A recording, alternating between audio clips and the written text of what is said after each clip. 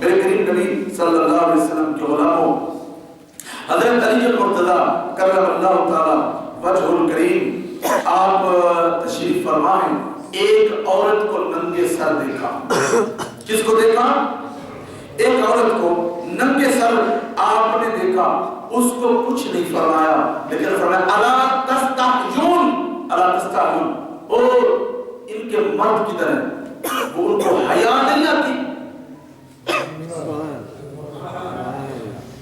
یہ ننگے سر کسی کی بیٹی ہے، کسی کی ماں، کسی کی بیوی ہے، الا تستحیون، وہ مردوں کو حیا نہیں ہے؟ اور بے حیا، تمہیں حیا نہیں؟ وہ دیکھو تمہاری بہن ہے، بیٹی ہے، ماں ہے، وہ ننگے سر پھر رہی ہے۔ تو کیا مطلب؟ علی مرتضیٰ نے مردوں کے ضمیر کو جھنجھوڑا۔ آج علی مرتضیٰ کو ماننے کے لیے پہلے حیا کا دامن پکڑنا ہوگا۔ اسی طرح بولو نا، اگر ادھر کنٹرول نہیں ہے، یہ 8 مارچ ہو رہی ہے، یہ موٹر سائیکل ریس ہو رہی ہے، یہ بیویوں کی لات مارتے ہیں، میرا جسم میری مرضی ہے، یہ کبھی کوئی آواز ہے تو کبھی کوئی آواز ہے، اس کا مطلب ہے اس گھرانے سے ہمارا کوئی تعلق نہیں ہے۔ اب اگلی بات سنیے، پیارے نبی کریم صلی اللہ علیہ وسلم کے غلاموں،